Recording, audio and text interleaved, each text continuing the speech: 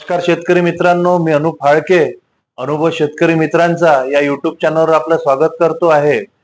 आणि नवीन असाल चॅनलवर तर लवकर सबस्क्राईब करा. व्हिडिओला शेअर करायला विसरत जाऊ नका, जेणेकरून इतर शेतकरी मित्रांना सुद्धा आपले माहिती मिळत राहील. चॅनलला लाईक करत राहा, शेअर करत राहा. आणि परत एकदा विनंती करतो आहे की गावरान गाय सगळे एक एक शेतकरी पोसा, जेणेकरून आपल्याला शेती उपयोगासाठी दूध, दही, ताक, गोमूत्र आणि घरच्या उपयोगासाठी सुद्धा शुद्ध आपल्याला मिळेल. एक गावरान गाय पोसा आणि तिची सेवा करा. आणि व्हिडिओला सुरुवात करतोय.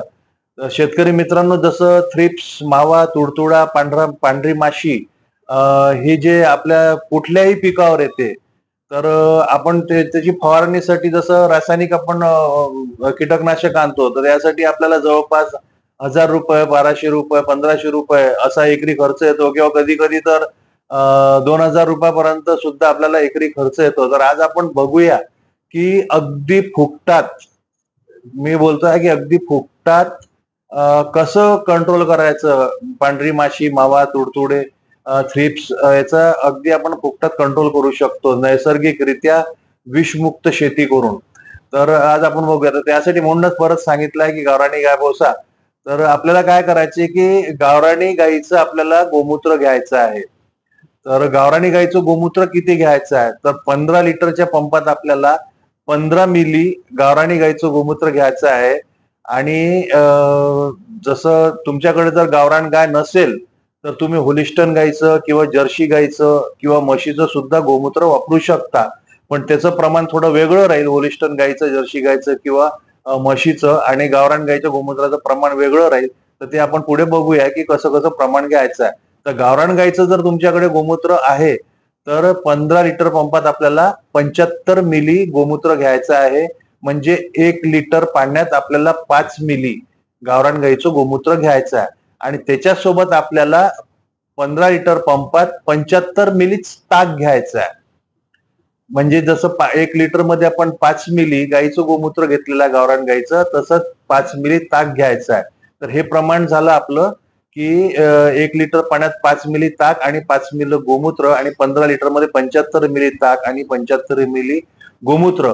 आता यासाठी मी तुम्हाला लिटरचं आणि 15 लिटरचा सांगून राहिलो आहे. कोणाकोणाचे पंप 20 लिटरचे असतात, त्या हिशोबाने तुम्ही वापरू शकता. तर त्याच्यानंतर आपण बघूया की गावरान गाईचं आता आपण गोमूत्राचं बघितलं. त्यानंतर आपण बघूया की होलिस्टन आणि जर्सी गाईचं जर गोमूत्र असलं आपल्याकडे, तर आपण ते किती वापरलं पाहिजे. तर जर्सी गाईचं आणि होलिस्टन गाईचं जर गोमूत्र आपल्याकडे असेल, तर आपण 7 ते 8 मिली प्रति लिटर पाण्यात वापरायला पाहिजे. परत सांगतोय की 7 ते 8 मिली प्रति लिटर पाण्यात आपण जर्सी गाईचं किंवा होलिस्टन गाईचं गोमूत्र वापरायला पाहिजे. पण ताकाचं प्रमाण जे आहे हे आपल्याला 5च मिली ठेवायचं आहे. हे ताकाचं प्रमाण आपल्याला वाढवायचं नाहीये. त्याच्यानंतर जर आपल्याकडे जर म्हशीचं जर गोमूत्र असेल, तर म्हशीचं गोमूत्र जर असेल, तर तुम्हाला प्रति लिटर पाण्यात 10 मिली गोमूत्र वापरायचं आहे. तर परत सांगतो की म्हशी जर असेल तर 1 लिटर मध्ये 10 मिली आपल्याला गोमूत्र म्हशीचं वापरायचं आहे. पण ताकाचं प्रमाण आपल्याला सारखंच ठेवायचं आहे. 5 मिली किंवा 6 मिली होऊ शकते इकडे तिकडे, त्याचं काही नुकसान होणार नाही. ताकाचं जसं 5 किंवा 6 मिली जरी झालं तरी चालेल, हरकत नाहीये. आणि महत्वाचा मुद्दा आहे की जसं एक लक्षात ठेवा की गावरान गाईचं गोमूत्र असलेलं अति उत्कृष्ट. गावरान गाईच्या गोमूत्रात जी क्वालिटी तुम्हाला मिळेल, जे रिझल्ट तुम्हाला मिळेल, त्याच्यापेक्षा कमी रिझल्ट तुम्हाला होलिस्टन गाईच्या किंवा जर्सी गाईच्या गोमूत्रात किंवा म्हशीच्या गोमूत्रात मिळेल. आता बरेच शेतकरी मित्रांचा हा प्रश्न असतो की आपल्याला याचे रिझल्ट किती दिवसात मिळेल. तर अवघ्या 3 ते 4 दिवसातच आपल्याला याचे रिझल्ट मिळेल. मावा, तुडतुडा, थ्रिप्स आणि पांढरी माशीसाठी अवघ्या बिलकुल 3-4 दिवसातच आपल्याला याचे रिझल्ट मिळतील. पण याचे 3-4 दिवसात आपल्याला रिझल्ट घ्यायसाठी काय करायचं आहे, तर जसं आपण रासायनिक कीटकनाशक वापरतो, तर रासायनिक कीटकनाशकाचा आपण एकदम दाट फवारणी करत नाही. कारण त्याच्यात केमिकल असतात, त्याच्यामुळे ते लवकर अटॅक करून कीटकांना मारतात. म्हणून आपल्याला काय करायचं आहे की जसं आपण हे जे घेऊन राहिलो आहे विषमुक्त गोमूत्र आणि ताकाचं जी फवारणी घेऊन राहिलेलो आहे आपण, हे आपल्याला थोडी दाट फवारणी करायची आहे. दाट म्हणजे कशी, काय एकदम दाट नाही करायची आहे की झाडावरून एकदम पाणी खाली पडून राहिलाय, असं नाही घ्यायचं आपल्याला. जसं आपण रासायनिक कीटकनाशक आपण घेतो, जसे एकरी 8 पंप जर आपण घेत आहे तर आपल्याला याचे एकरी 10 पंप करायचे आहे. म्हणजे जवळपास 2-2.5 पंप आपल्याला थोडे जास्त मारून थोडी दाट फवारणी घ्यायची आहे. आणि विशेष म्हणजे ही तुम्ही कुठल्याही पिकावर वापरू शकता. असं कुठलंच बंधन नाही की तुम्ही फळबागावर वापरा किंवा बागायतीवर वापरा, कपाशीवर वापरा, कुठल्याही तुम्ही पिकावर तुम्ही याचं वापरू शकता. काजू पासून तुम्ही आंब्याच्या झाडांपर्यंत सगळ्या सगळ्या पिकावर, ऊसावर वगैरे सगळ्या पिकांवर तुम्ही वापरू शकता. याचा कुठलंच तुम्हाला नुकसान होणार नाही, होईल तर फायदाच. आता महत्वाचं म्हणजे की हे आपल्याला फक्त मावा, तुडतुडा, पांढरी माशी, थ्रिप्स हेच कंट्रोल करत नाही, तर त्याच्यात गोमूत्र असल्यामुळे हे टॉनिकचं सुद्धा काम करतं. तर तुम्हाला मागे जुन्या व्हिडिओत मी सांगितलं, तुम्ही आधीचे व्हिडिओ बघू शकता की टॉनिक कसं गोमूत्र काम करतात, काय मायक्रोन्यूट्रंट आहे. तर आता सांगितलं तर बरंच व्हिडिओ लांबेल आणि बरेचसे शेतकरी मित्र मग व्हिडिओ लांबला की नाराज होतात.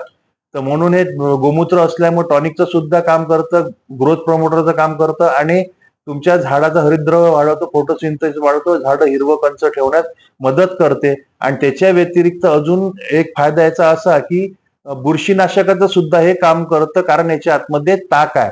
तर ताकाच्या विषयी पण मागे मी सांगितलं जुन्या व्हिडिओमध्ये की बुरशीनाशकाचं काम कसं करतं, तर ते तुम्ही आवर्जून बघा.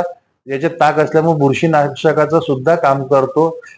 परत एकदा सांगते की फवारणी थोडी दाट करा, जेणेकरून तुम्हाला 3 ते 4 दिवसातच तुम्हाला याचे रिझल्ट मिळतील. आणि तुमच्या जवळ सुद्धा काही असे अनुभव असतील तर कॉमेंटद्वारे नक्की कळवा. आपले अनुभव सुद्धा आम्ही शेतकरी मित्रांपर्यंत पोहोचवण्याचा प्रयत्न करू. आणि कॉमेंटद्वारे कळवा की तुम्हाला रिझल्ट कसे मिळाले. तुम्ही आधी वापरा, नंतर कॉमेंटद्वारे कळवा की तुम्हाला रिझल्ट कसे मिळालेले आहे याचे, किंवा तुम्ही आधी वापरलं असेल कधी तर त्याचे रिझल्ट तुम्हाला कसे मिळाले कॉमेंटद्वारे नक्की कळवा. परत एक वेळा विनंती करतोय, चॅनलला सबस्क्राईब करत चालला, नवीन मित्रांपर्यंत शेअर करा, व्हिडिओला लाईक करत जा, कॉमेंट करा. धन्यवाद.